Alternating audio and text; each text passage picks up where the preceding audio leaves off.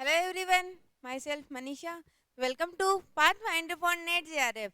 तो चलिए दोस्तों, क्लाइमेटोलॉजी की ट्रिविया टेस्ट सीरीज को कंटिन्यू करते हैं और आज वायुमंडल में जल और वायु राशियों से संबंधित क्वेश्चन सीरीज को आगे बढ़ाते हैं।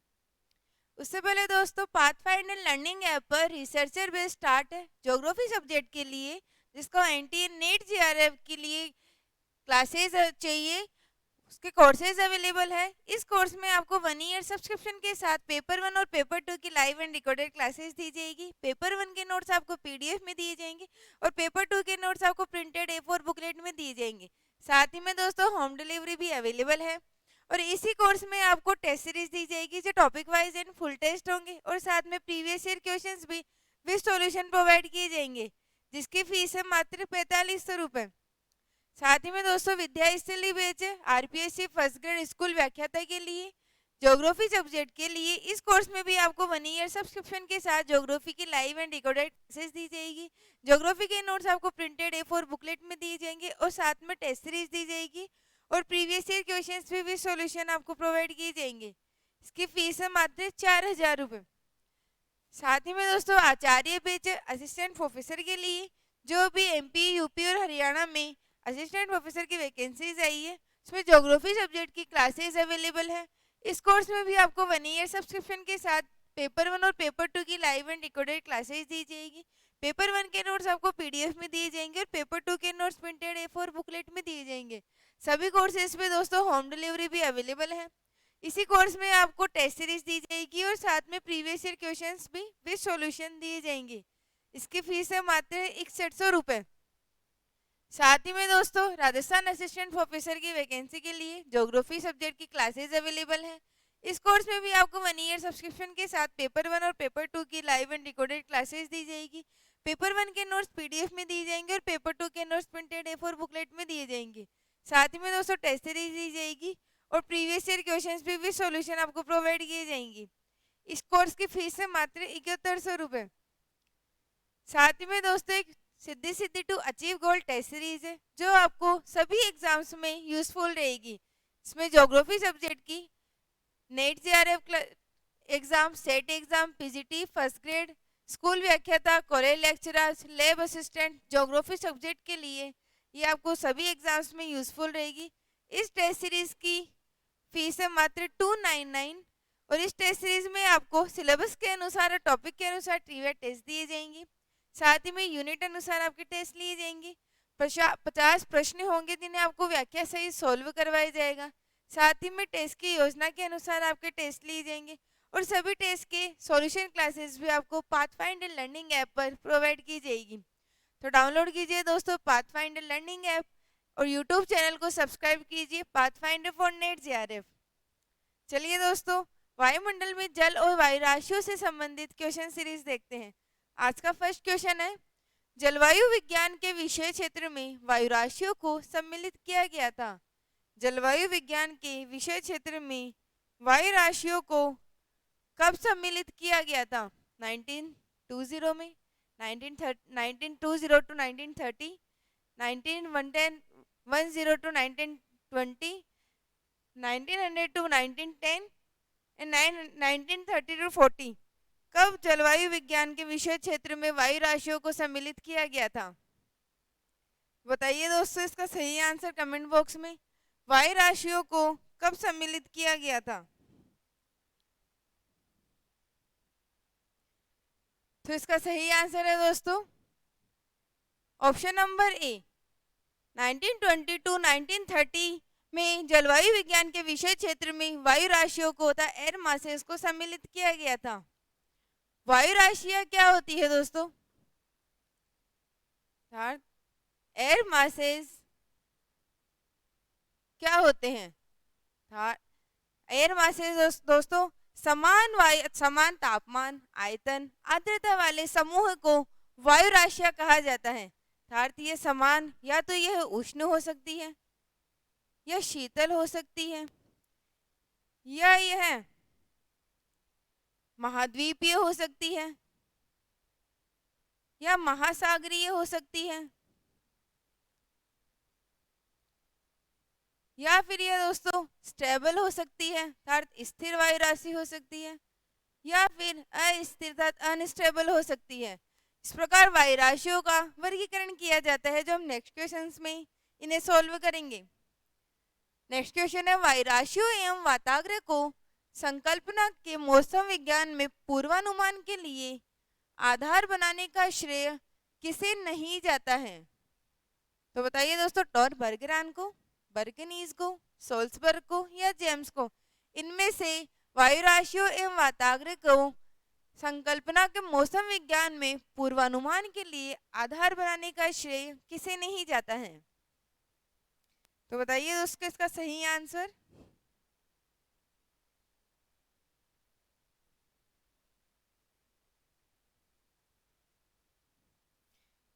तो दोस्तों वायु राशियों के अंतर्गत हम बर्गरान महोदय, बर्गनीज महोदय और सोल्सबर्ग, इन तीनों को वायु राशियों के संकल्पना को मौसम विज्ञान में पूर्वानुमान के लिए आधार बनाने का श्रेय जाता है, परंतु जेम्स महोदय का इसमें कोई योगदान नहीं होता है। नेक्स्ट क्वेश्चन, किसने कहा कि वायु राशि या वायुमंडल का सघन एवं विस्तृत भाग है जिसकी ताप एवं आर्द्रता संबंधी विशेषताएं विभिन्न स्तरों पर एक क्षैतिज दिशा में लगभग समान रहती है? बर्गरान ने, बर्गनीज ने, ट्रिवार्था ने या सोल्सबर्ग ने? किसने क्षैतिज दिशा में ताप और आर्द्रता संबंधी विशेषताओं के बारे में बताए हैं? बताइए दोस्तों इसका सही आंसर। बर्गरान ने, बर्गनीज ने, ट्रिवार्था ने या सोल्सबर्ग ने? तो इसका सही आंसर है दोस्तों ऑप्शन नंबर सी, ट्रिवार्था ने ही वायु राशियों में वायुमंडल का सघन एवं विस्तृत भाग जिसकी ताप एवं आर्द्रता संबंधी विशेषताएं विभिन्न स्तरों में एक क्षैतिज दिशा में लगभग समान रहती है, इस कथन के बारे में बताया था। नेक्स्ट क्वेश्चन, जब किसी गतिशील वायु राशि का तापमान धरातल से अधिक हो तो वह उसे क्या कहेंगे? ठंडी वायु राशि, उष्ण वायु राशि, अस्थिर वायु राशि या स्थिर वायु राशि? जब किसी गतिशील वायु राशि का तापमान धरातल से अधिक हो तो वह कैसी वायु राशि होगी? बताइए दोस्तों। तापमान अधिक होगा तो उससे क्या प्रभाव पड़ेगा और कौन सी वह वायु राशि होगी? तो दोस्तों गतिशील वायु राशि का धरातल से तापमान अगर अधिक होगा, टेम्परेचर अगर अधिक होता है तो दोस्तों में पता है वह गर्म वायु राशि होती है, उष्ण वायु राशि होती है। तो इसका सही आंसर है ऑप्शन नंबर बी। और यदि जब गतिशील वायु राशि अर्थात वायु राशि गतिशील नहीं होती, अर्थात जब वायु राशि स्थिर होगी और उसका तापमान धरातल से कम होगा तो उसे ठंडी वायु राशि कहेंगे। और जब वायु राशि स्थिर होगी अर्थात ठंडी वायु राशि स्थिर होती है और उष्ण वायु राशि एक गतिशील वायु राशि होती है जो अस्थिर वायु राशि के अंतर्गत शामिल की जाती है। तो इस क्वेश्चन का सही आंसर है ऑप्शन नंबर बी। अगर गतिशील वायु राशि का तापमान धरातल से अधिक होगा तो वह उष्ण वायु राशि में शामिल की जाती है। नेक्स्ट क्वेश्चन, त्रिवार्था ने पृथ्वी की सभी वायु राशियों को कितने भागों में बांटा? 15 भागों में, 12 भागों में, 8 भागों में या 16 भागों में? त्रिवार्था ने पृथ्वी की सभी वायु राशियों को कितने भागों में वर्गीकृत किया है? तो बताइए दोस्तों, त्रिवार्था ने कितने भागों में वायु राशियों का वर्गीकरण किया है?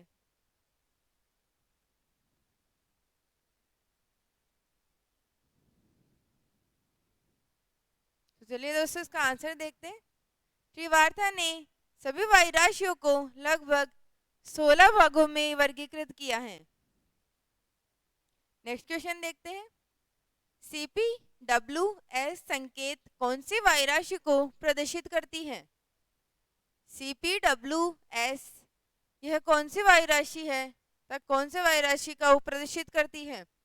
महाद्वीपीय ध्रुवीय ठंडी स्थिर वायु राशि, महाद्वीपीय ध्रुवीय ठंडी अस्थिर वायु राशि, महाद्वीपीय ध्रुवीय स्थिर उष्ण स्थिर वायु राशि या फिर महाद्वीपीय ध्रुवीय उष्ण अस्थिर वायु राशि? CPWS किसे प्रदर्शित करती है?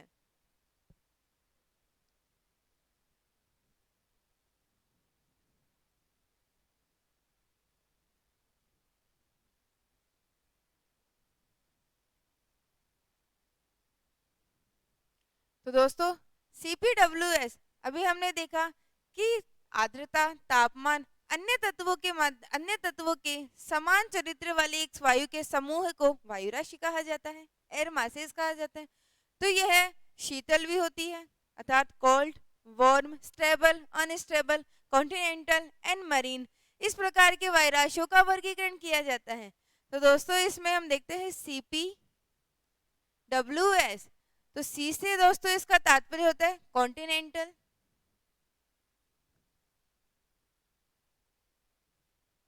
Continental air masses. पी से दोस्तों था ठंडी वायु राशि, यह होती है दोस्तों महाद्वीपीय अर्थात कॉन्टिनेंटल, महाद्वीपीय वायु राशि।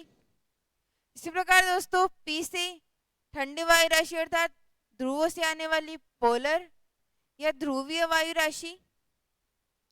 इसके साथ दोस्तों डब्ल्यू अर्थात वार्म या उष्ण वायु राशि, और एस का मतलब होता है स्टेबल अर्थात स्थिर वायु राशि। तो इससे तात्पर्य हो गया दोस्तों महाद्वीपीय, ध्रुवीय, उष्ण, स्थिर वायु राशि अर्थात continental, polar, warm, stable air masses ही CPWS संकेत को प्रदर्शित करती है। तो इनमें देखते हैं दोस्तों महाद्वीपीय, ध्रुवीय, उष्ण, स्थिर वायु राशि, और ऑप्शन नंबर सी इसका सही आंसर हो जाएगा। इसी प्रकार दोस्तों अगर ऑप्शन नंबर ए की बात की जाए महाद्वीपीय, ध्रुवीय, ठंडी वायु राशि, तो कॉन्टिनेंटल, पोलर, कोल्ड, स्टेबल तथा CPKS से इसको प्रदर्शित करेंगे। ऑप्शन नंबर बी भी देख लेते हैं महाद्वीपीय, ध्रुवीय, ठंडी, अस्थिर वायु राशि, तो कॉन्टिनेंटल, पोलर, कोल्ड, अनस्टेबल तथा CPKUS से इसको प्रदर्शित करते हैं। महाद्वीपीय, ध्रुवीय, उष्ण, अस्थिर वायु राशि, तो कॉन्टिनेंटल, पोलर, वार्म, अनस्टेबल, इस प्रकार CPWS से इसको प्रदर्शित किया जाता है। नेक्स्ट क्वेश्चन, CPKU संकेत कौन सी वायु राशि को प्रदर्शित करते हैं? तो बताइए दोस्तों कमेंट बॉक्स में, अभी हमने सॉल्व किया है उसके अकॉर्डिंग ही इस क्वेश्चन को भी सॉल्व करना है। CPKU कौन सी संकेत था, कौन सी वायु राशि को प्रदर्शित करता है? जल्दी से आंसर बताइए दोस्तों कमेंट बॉक्स में।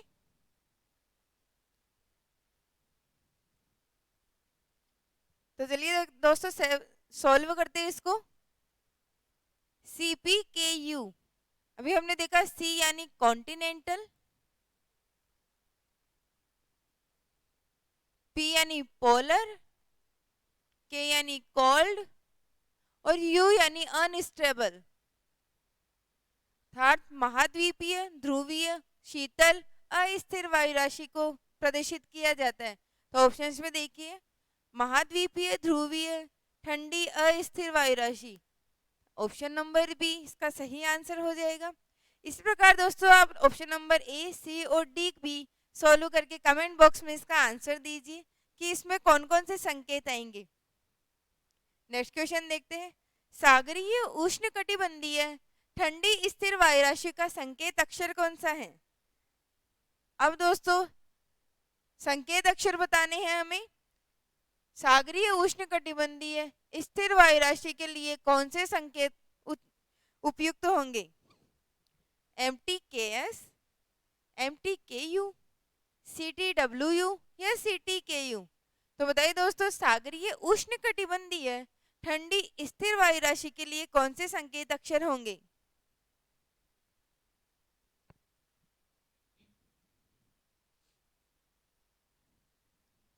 चलिए दोस्तों सॉल्व करते हैं इसको भी। सागरीय दोस्तों सी से हम कॉन्टिनेंटल बताते हैं और एम से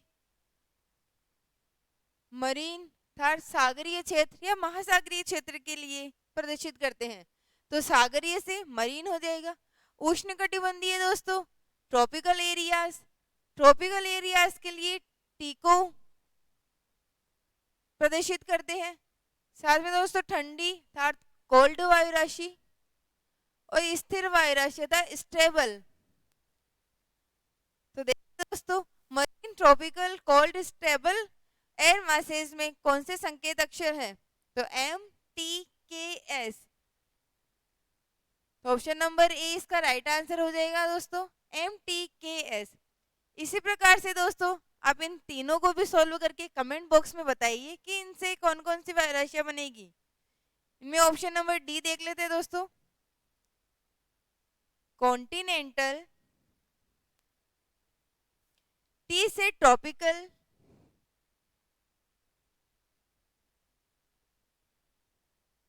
के से कोल्ड और यू से अनस्टेबल एयर मासेस। इसका तात्पर्य हो गया दोस्तों महाद्वीपीय, उष्ण, ठंडी, अस्थिर वायु राशि। नेक्स्ट क्वेश्चन देखते हैं, महाद्वीपीय, उष्ण कटिबंधीय, ठंडी, अस्थिर वायु राशि का संकेत अक्षर है। तो बताइए दोस्तों इसका कमेंट बॉक्स में आंसर। अभी हमने सॉल्व कर लिया, महाद्वीपीय कॉन्टिनेंटल, उष्ण कटिबंधीय ट्रॉपिकल एरियाज, ठंडी वायु राशि कोल्ड वायु राशि और अस्थिर अर्थात अनस्टेबल। तो CTKU से हम इसे प्रदर्शित करेंगे। तो इसका सही आंसर हो जाएगा ऑप्शन नंबर डी। इसी प्रकार दोस्तों आप इनको भी सॉल्व कीजिए, इसी से आपकी प्रैक्टिस होती रहेगी और आपका कॉन्सेप्ट भी क्लियर होता रहेगा।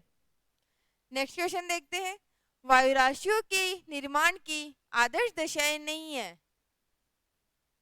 इनमें से कौन सी वायु राशि के लिए उपयुक्त दशा नहीं है? विशाल स्थल या जलीय भाग, सूर्य ताप का समान वितरण, वायु राशि का अभिसरण या वायु का अवतलन। इनमें से कौन सी वायु राशियों के निर्माण की आर्द्रता दशाएं नहीं है? तो बताइए दोस्तों इसका सही आंसर क्या होगा? वायु राशि या वायु राशियों के निर्माण की आर्द्रता दशाएं कौन सी नहीं है? इनमें दोस्तों हम इस क्वेश्चन को इस प्रकार भी समझ सकते हैं कि कौन सी इन दशाओं में किस दशा से वर्षा की संभावना कम होती है।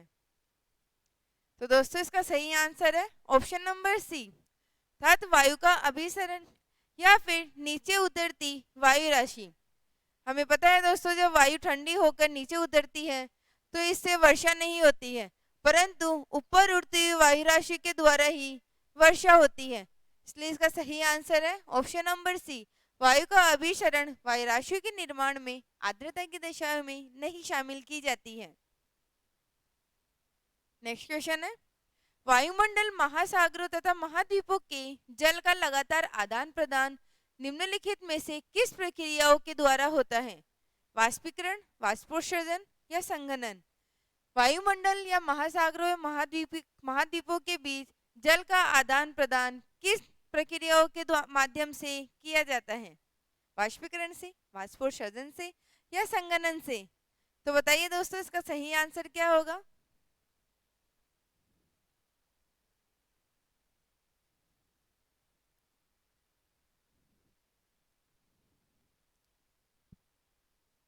वाष्पीकरण दोस्तों, इसी को हम इवोपेरेशन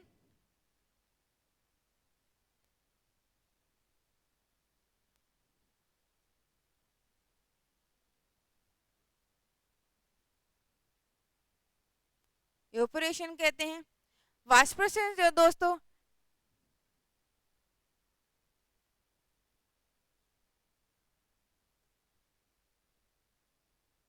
संघनन दोस्तों कंडेंसेशन। वाष्पीकरण, वाष्पोत्सर्जन और संघनन, इनसे ये कौन सी प्रक्रियाओं से वायुमंडल, महासागरों या महाद्वीपों के बीच जल का लगातार आदान प्रदान होता है?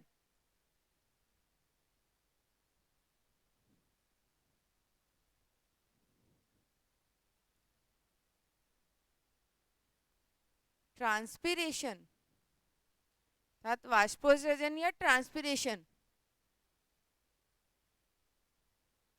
तो दोस्तों इनमें तीनों ही माध्यमों से वायुमंडल, महासागरों या महाद्वीपों के बीच जल का आदान प्रदान होता है। तो इसका सही आंसर है ऑप्शन नंबर डी। वाष्पीकरण क्या होता है दोस्तों? अत्यधिक ताप के कारण जब द्रव अवस्था से जल का गैसीय अवस्था में रूपांतरण होता है तो उसे वाष्पीकरण कहा जाता है। वाष्पोत्सर्जन दोस्तों वाष्पीकरण के समान एक प्रक्रिया है, परंतु वाष्पोत्सर्जन पौधों के द्वारा होता है। पौधे या पेड़ पौधे जल को अवशोषित कर लेते हैं और थोड़े जल को अपने अंदर अवशोषित करके रखते हैं, परंतु शेष जल का यह वाष्पीकरण कर देते हैं। तो पौधों द्वारा वाष्पीकरण वाष्पोत्सर्जन होता है। संघनन दोस्तों, संघनन होता है दोस्तों गैसीय अवस्था से जल का द्रव अवस्था में परिवर्तित होना, कंडेंसेशन या संघनन कहलाता है। तो इनके माध्यम से वायुमंडल, महासागरों और महाद्वीपों के बीच जल का आदान प्रदान होता रहता है। थर्ड, सूर्य, जब सूर्य की किरणें धरातल पर गिरती है तो तापमान अधिक होने के कारण जल वाष्पीकृत होकर ऊपर उठ जाता है। जब जल वाष्पीकृत होकर ऊपर उठता है तो ऊपर जाने पर ऊंचाई में वृद्धि होने पर तापमान में कमी आती है। तापमान में कमी आने से जो ये जल वाष्पीकरण होकर वायुमंडल में जाता है सॉरी दोस्तों,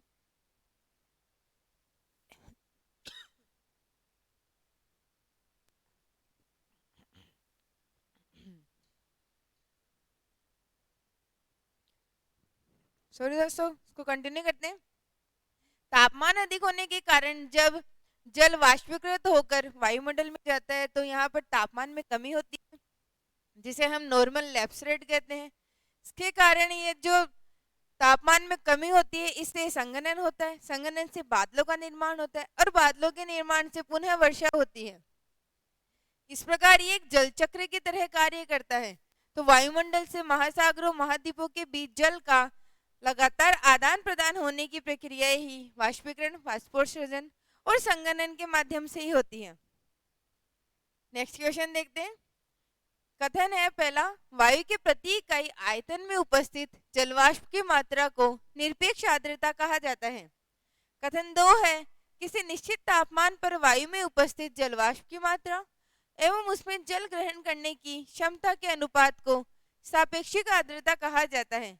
तो उपयुक्त में से कौन से कथन सही है, बताइए दोस्तों। एब्सोल्यूट ह्यूमिडिटी और रिलेटिव ह्यूमिडिटी के बारे में कौन से कथन सही है? कल ही हमने इसके क्वेश्चन सॉल्व किए थे दोस्तों, तो बताइए दोस्तों इसका सही आंसर। निरपेक्ष आर्द्रता और सापेक्ष आर्द्रता से आप क्या समझते हैं? तो चलिए देखते हैं दोस्तों। पहला कथन कि वायु के प्रति इकाई आयतन में विद्यमान जलवाष्प की मात्रा ही निरपेक्ष आर्द्रता या एब्सोल्यूट ह्यूमिडिटी कहलाती है। कथन 2 है कि किसी निश्चित तापमान पर वायु में उपस्थित जलवाष्प की मात्रा और उसी तापमान पर वायु के जल ग्रहण करने की क्षमता के अनुपात को ही सापेक्षिक आर्द्रता या रिलेटिव ह्यूमिडिटी कहा जाता है। तो ये कथन भी सही है दोस्तों, दोनों कथन सही है। इसका सही आंसर है ऑप्शन नंबर सी। निरपेक्ष आर्द्रता को दोस्तों हम किसके द्वारा प्रदर्शित करते हैं? प्रति इकाई आयतन में उपस्थित जलवाष्प की मात्रा, इसे हम ग्राम प्रति घन सेंटीमीटर से व्यक्त करते हैं। इसी के साथ दोस्तों सापेक्षिक आर्द्रता, निरपेक्ष आर्द्रता अपॉन हवा में या वायु में जलवाष्प धारण करने की क्षमता के अनुपात को सापेक्षिक आर्द्रता कहा जाता है, जिसे हम प्रतिशत से व्यक्त करते हैं। इसी के साथ दोस्तों एक स्पेसिफिक ह्यूमिडिटी या फिर विशिष्ट आर्द्रता भी होती है। स्पेसिफिक ह्यूमिडिटी अर्थात विशिष्ट आर्द्रता, इसे हम ग्राम या किलोग्राम से प्रदर्शित करते हैं। विशिष्ट आर्द्रता दोस्तों हवा के प्रति इकाई भार में मौजूद जलवाष्प की मात्रा, हवा की प्रति इकाई भार में मौजूद जलवाष्प की मात्रा को ही विशिष्ट आर्द्रता कहा जाता है। तो चलिए दोस्तों नेक्स्ट क्वेश्चन देखते हैं। कथन पहला है, जिस तापमान पर जल वाष्पीकृत होना शुरू होता है उसे वाष्पीकरण की गुप्त ऊष्मा कहते हैं। कथन 2 है, वायु के तापमान में वृद्धि के साथ जल को अवशोषित करने की क्षमता कहते हैं। कथन 3 है, वायु की गति जितनी तीव्र होगी वाष्पीकरण भी उतना ही तीव्र होगा। तो बताइए दोस्तों सही कथन कौन से हैं? आंसर बताइए दोस्तों कमेंट बॉक्स में। वाष्पीकरण के बारे में कौन से कथन सही है? वाष्पीकरण या इवोपरेशन?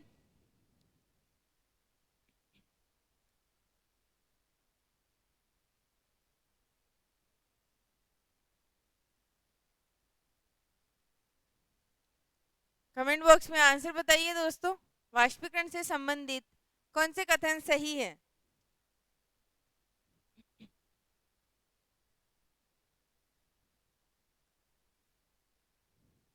पहला कथन देखते हैं। जिस तापमान पर जल वाष्पीकृत होता है या फिर होना शुरू होता है उसे वाष्पीकरण की गुप्त ऊष्मा कहा जाता है। सही बात है दोस्तों। कथन 2 है। वायु के तापमान में वृद्धि के साथ जल को अवशोषित करने की क्षमता कहते हैं। ये कथन सही नहीं है दोस्तों। वाष्पीकरण के बारे में बताना है। इसके साथ तीसरा कथन है वायु की गति जितनी तीव्र होगी वाष्पीकरण भी उतना ही तीव्र होगा। ये भी सही बात है दोस्तों। तापमान जितना अधिक होगा और वायु की गति जितनी अधिक होगी वाष्पीकरण की क्रिया भी उतनी ही तीव्र होगी। तो ये कथन भी सही है दोस्तों। इस कथन को दोस्तों हम इस प्रकार भी समझ सकते हैं कि जैसे हम कपड़े धोकर कपड़े सुखाए जाते हैं तो अगर वायु स्थिर होगी अर्थात स्टेबल होगी तो कपड़े धीमी गति से सूखते हैं, परंतु वायु अस्थिर अर्थात गतिशील या तीव्र वायु होगी उसमें हमारे कपड़े जल्दी सूख जाते हैं। तो इसका सही आंसर हो जाएगा option number 1 and 3। Option number B इसका सही आंसर है। नेक्स्ट क्वेश्चन है संगणन के संबंध में नीचे दिए गए कथनों पर विचार कीजिए। पहला कथन है संगणन उस अवस्था में भी हो सकता है जब तापमान औसांक या ड्यू पॉइंट के नजदीक हो। कथन 2 है संगणन वायु के आयतन तापमान दाब और आर्द्रता से प्रभावित होता है। कौन से कथन सत्य हैं? तो बताइए दोस्तों संगणन या कंडेंसेशन से संबंधित कौन से कथन सही है?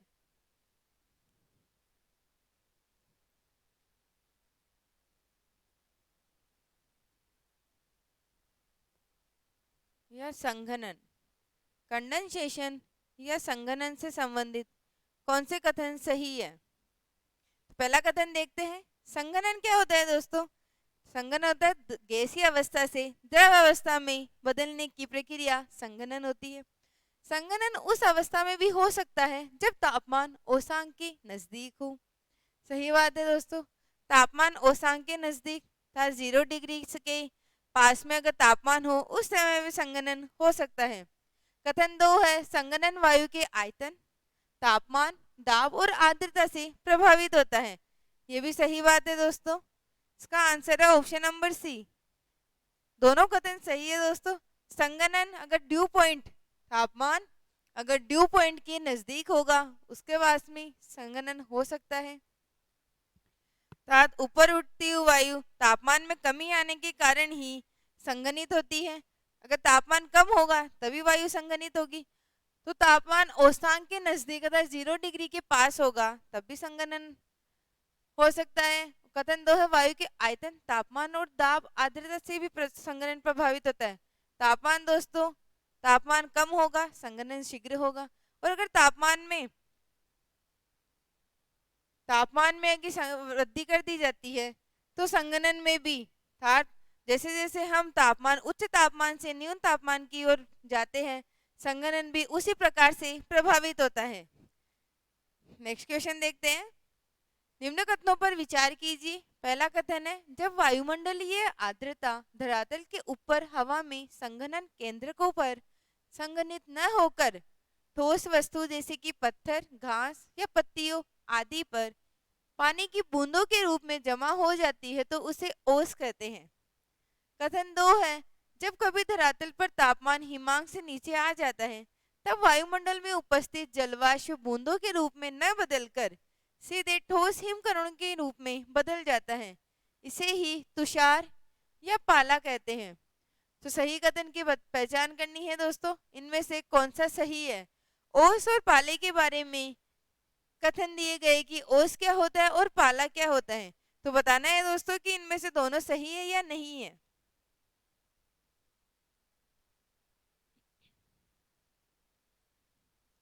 तो बताइए दोस्तों कमेंट बॉक्स में आंसर। ओस और पाले के बारे में आप क्या जानते हैं?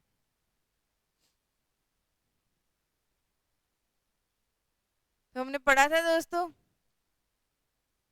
संघनन के ही यह रूप माने जाते हैं। ओस, पाला, तुषार, यह सभी संघनन के रूप हैं।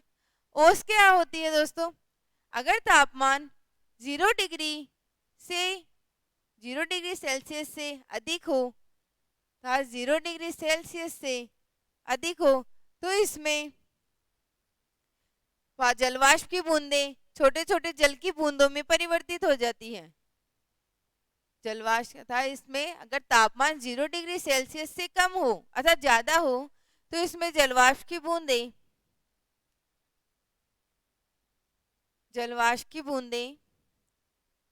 छोटी छोटी जल की बूंदों में परिवर्तित होकर घास या पेड़ की पत्तियों पर जमा हो जाती है, उसे ही ओस कहते हैं। पाला क्या होता है दोस्तों? पाला या तुषार जब तापमान 0 डिग्री अर्थात हिमांक या ओसांक बिंदु से भी कम हो, 0 डिग्री से भी अगर तापमान कम हो, तो जलवाष्प की बूंदें जल की बूंदों में परिवर्तित न होकर सीधे ठोस या फिर छोटे छोटे हिम कणों में परिवर्तित हो जाती है। जलवाष्प की बूंदें हिम कणों में बदल जाती है, इसे ही तुषार पाला कहा जाता है। तो ये दोनों कथन सही है दोस्तों कि जब आर्द्रता धरातल के ऊपर हवा में संघनन केंद्र को पर संघनित न होकर ठोस वस्तुओं जैसे कि पत्थर, घास, पत्तियों आदि पर पानी की बूंदों के रूप में जमा हो जाती है, तो उसे ओस कहते हैं। 0 डिग्री से अधिक तापमान पर ओस, और जब धरातल पर तापमान हिमांक से नीचे हो, 0 डिग्री सेल्सियस तापमान से नीचे हो, तो वायुमंडल में उपस्थित जलवाष्प जल बूंदों के रूप में न बदलकर सीधे हिमकणों में परिवर्तित हो जाते हैं, जिसे पाला या तुषार कहा जाता है। इसका सही आंसर हो जाएगा option number C. Next question देखते हैं। निम्नलिखित प्रकार के बादलों में से आकाश में सबसे ऊंचा बादल कौन सा है? पक्षाप बादल, कपासी मेघ बादल, स्तरी बादल या वर्षा मेघ? इनमें से कौन सा सर्वाधिक ऊंचाई पर निर्मित होने वाला बादल है? बताइए दोस्तों इसका सही आंसर। सर्वाधिक ऊंचाई पर कौन से बादल पाए जाते हैं? पक्षाप बादल, कपासी बादल, स्तरी बादल या वर्षा स्तरी बादल?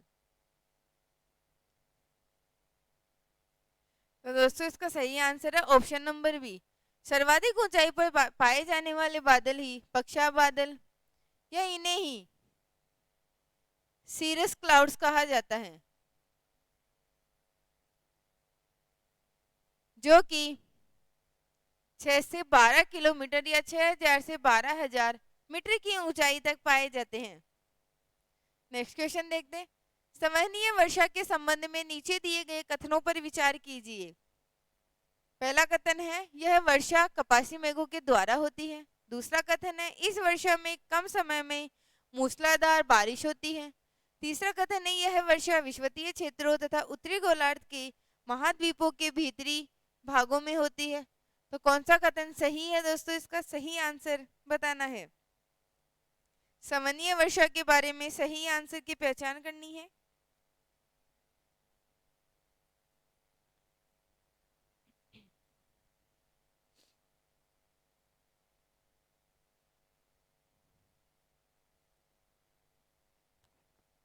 संवहनीय वर्षा कौन सी होती है दोस्तों?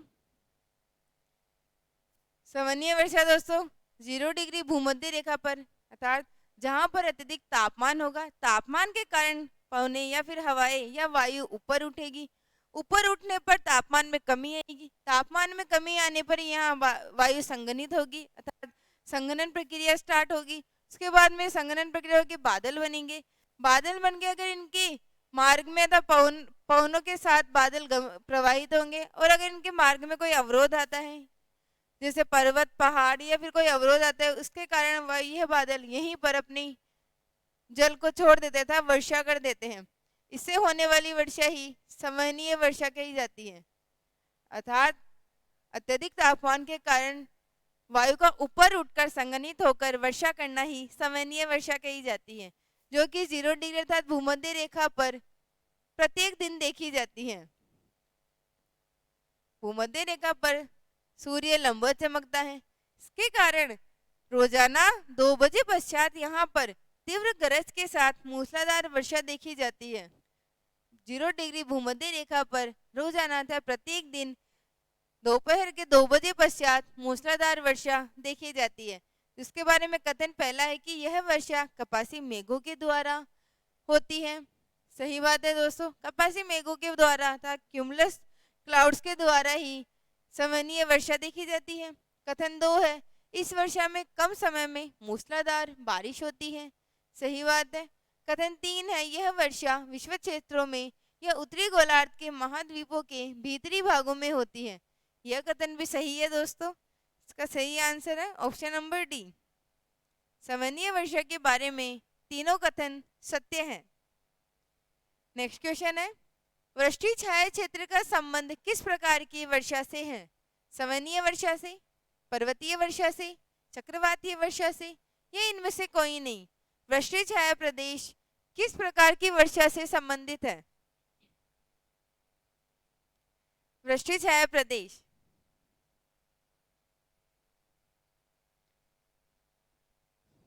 तो बताइए दोस्तों, रेन शेडो जोन कौन सी वर्षा से संबंधित है? रेन शेडो जोन कौन सी वर्षा से संबंधित है? तो दोस्तों, वृष्टि छाया क्षेत्र पर्वतीय वर्षा से संबंधित है। कैसे दोस्तों, को समझते हैं?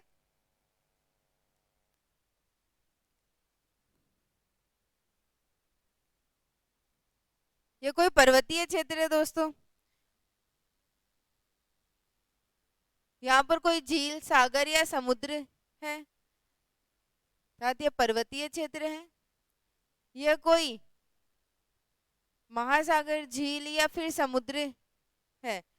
पवने महासागर के ऊपर से आर्द्रता धारण करती हुई प्रवाहित होती है। जब ये पवने आर्द्रता ग्रहण करते हुए आगे की ओर बढ़ती है तो इनके मार्ग में कोई पर्वत आ जाता है, जिसके कारण यह पर्वत के ऊपर चढ़ने का प्रयास करती है। जैसे ये पवने ऊपर चढ़ेगी तो ऊपर चढ़ पहले से इनमें आर्द्रता से परिपूर्ण है, और जैसे यह पर्वत के सहारे सहारे ऊपर चढ़ेगी तो ऊंचाई में वृद्धि होने के साथ तापमान में कमी आती है, जिस कारण यह पहले से आर्द्रता था संतृप्त वायु है। और जैसे ही यह ऊपर जाए, ऊपर था ऊंचाई में वृद्धि करेगी, यहाँ पर तापमान में कमी आने के कारण इनमें और संतृप्तता अर्थात और आर्द्रता धारण करने की क्षमता नहीं होती है, जिस कारण यह पर्वत के सामने अर्थात सम्मुख वाले भाग पर ही वर्षा कर देती है, अर्थात अपने जल को गिरा देती है। उसके बाद में दोस्तों यह वायु हल्की हो जाएगी, और हल्की वायु जैसे ऊपर उठेगी तो भारी होकर नीचे बैठने का प्रयास करती है, अर्थात आर्द्रता धारण जैसे जैसे ऊंचाई पर जाएंगे तापमान में कमी आएगी, तापमान में कमी आएगी तो यह हल्की नहीं होगी क्योंकि ऊपर से और प्रेशर आ रहा है, और जैसे ये ऊपर उठेगी तो यह भारी होकर नीचे बैठेगी अर्थात अभिसरित होगी। इसके कारण यह अपनी पूरी आर्द्रता पवन के अथवा पर्वत के सम्मुख वाले भाग पर ही गिराती है, और पवन के विमुखी ढाल पर यह एक वृष्टि छाया क्षेत्र के रूप में परिवर्तित को बदल देती है, तथा पर्वत के विमुखी ढाल पर किसी प्रकार की वर्षा नहीं देखी जाती है। तो यहाँ पर एक वृष्टि छाया क्षेत्र रेन शेडो जोन के रूप में शामिल किया जाता है। भारत के दोस्तों, हम अगर पश्चिमी घाट की बात की जाए तो दक्षिण पश्चिमी एग्जाम्पल्स में दोस्तों, अगर दक्षिण पश्चिमी मानसूनी हवाएं ग्रीष्म ऋतु में इस प्रकार प्रवाहित होती है, अर्थात ग्रीष्म ऋतु में दक्षिण पश्चिम मानसून के द्वारा भारत में वर्षा होती है। जब यह भारत के पश्चिमी तट पर टकराती है तो यह एक समानांतर पर्वत श्रेणी है, जिस कारण यह यहाँ टकराकर इसके पवन के सम्मुख भाग पर तो भारी वर्षा होती है, परंतु इसके पश्चिमी भाग पर तो भारी वर्षा होगी, परंतु पश्चिमी घाट के पूर्वी भाग पर वृष्टि छाया क्षेत्र के अंतर्गत शामिल होती हैं। अर्थात दक्षिण पश्चिमी मानसून पवनों के द्वारा पश्चिमी घाट के पश्चिमी भाग पर तो भारी वर्षा होती है, परंतु पश्चिमी घाट के पूर्वी भाग को वृष्टि छाया क्षेत्र के अंतर्गत शामिल करते हैं।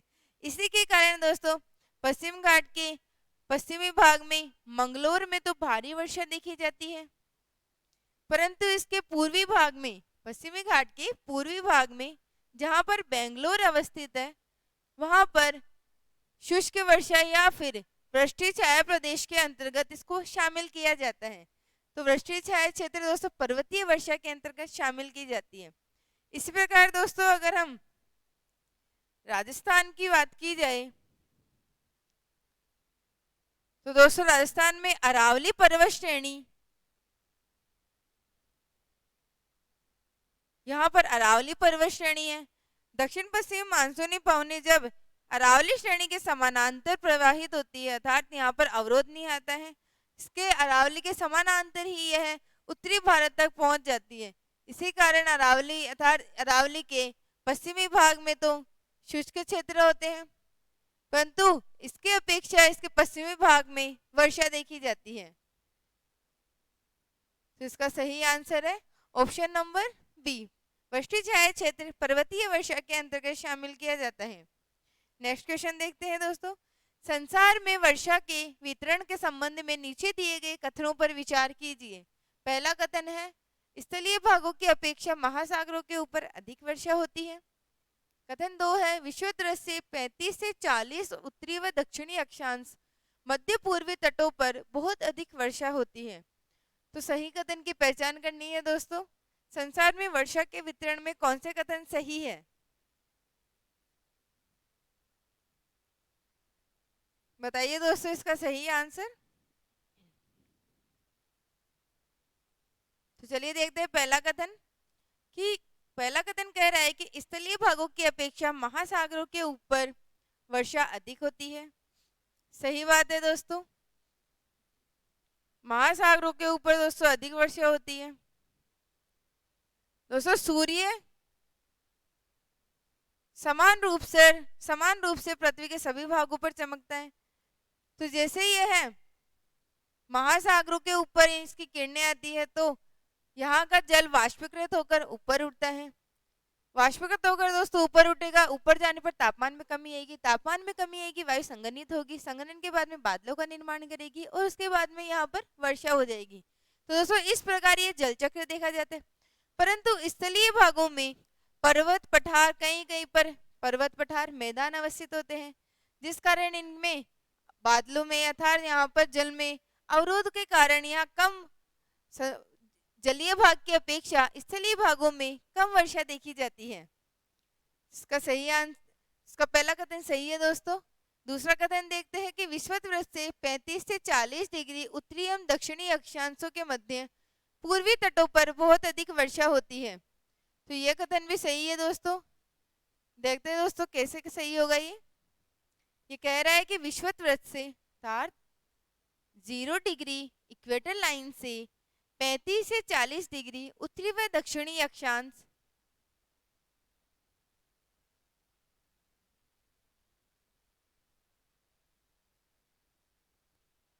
यह दोस्तों 0 डिग्री इक्वेटर लाइन, यहाँ से दोस्तों 35 से 40 डिग्री उत्तरी अक्षांश, 35 से 40 डिग्री उत्तरी अक्षांश और 35 से 40 डिग्री दक्षिणी अक्षांश के मध्य पूर्वी तटों पर बहुत अधिक वर्षा होती है। तो दोस्तों पूर्वी तटों पर अर्थात इनके पूर्वी तटों पर बहुत अधिक वर्षा होती है, क्योंकि दोस्तों हमें पता है कि यह 30 से 35 से 40 डिग्री के मध्य वाला क्षेत्र व्यापारिक पवन पेटी के क्षेत्र के अंतर्गत आता है, जिनकी दिशा उत्तरी गोलार्ध में दोस्तों उत्तर पूर्व से दक्षिण पश्चिम मानी जाती है और दक्षिणी गोलार्ध में दक्षिण पूर्व से उत्तर पश्चिम मानी जाती है, जिस कारण महाद्वीपों के उत्तरी भागों में तो अर्थात महाद्वीपों के दोनों अक्षांशों के महाद्वीपों के पूर्वी भागों पर तो ये सर्वाधिक वर्षा करती है, परंतु पूर्वी भाग से पश्चिमी भाग में आते आते इनकी आर्द्रता तथा इनमें जल की मात्रा समाप्त हो जाती है और ये स्थलीय भागों से प्रवेश करती है। इसके कारण इनमें आर्द्रता भी धारण नहीं हो पाती, इसलिए इनके पूर्वी भागों पर तो वर्षा होती है, परंतु पश्चिमी भाग शुष्क क्षेत्र के अंतर्गत शामिल किए जाते हैं। इनके पूर्वी यहाँ से था उत्तर पूर्व से दक्षिण पश्चिम इनकी दिशा है, तो इनके पूर्वी भागों पर तो भारी वर्षा होती है, परंतु पश्चिमी भागों में शुष्क क्षेत्र देखे जाते हैं। इसी कारण दोस्तों 30 से 40 डिग्री अक्षांशों के पश्चिमी भागों पर ही सर्वाधिक मरुस्थल देखे जाते हैं। तो पश्चिमी भागों में सर्वाधिक मरुस्थल देखने का यही कारण है दोस्तों कि व्यापारिक पवनों के कारण यहाँ पर वर्षा नहीं हो पाती है। तो ये कथन भी सही है दोस्तों। इसका सही आंसर है ऑप्शन नंबर सी 1 और 2। इसी प्रकार दोस्तों अगर इनके ऊपर अक्षांशों की बात की जाए तो पछुआ पवनों का प्रभाव क्षेत्र आता है। इनकी दिशा पछुआ पवनों की दिशा पश्चिम से पूर्व होती है।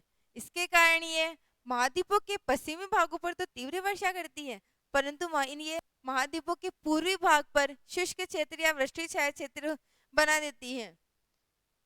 तो ये दोस्तों ट्रेड विंड्स या व्यापारिक हवाओं का क्षेत्र होता है और ये होता है दोस्तों आपके पछुआ हवाओं का क्षेत्र। तो चलिए दोस्तों वायुमंडल में जल और वाष्पीकरण से संबंधित क्वेश्चन से इसको कंप्लीट करते हैं। कल मिलते हैं नेक्स्ट टॉपिक के साथ, नेक्स्ट क्वेश्चन के साथ। इसी तरह आप अपनी तब तक तैयारी में लगे रहिए दोस्तों, और आपको जो भी डाउट्स है आप कमेंट बॉक्स में बता सकते हैं, और वीडियो को लाइक कीजिए, शेयर कीजिए और pathfinder for NET JRF channel को सब्सक्राइब कीजिए। थैंक यू दोस्तों।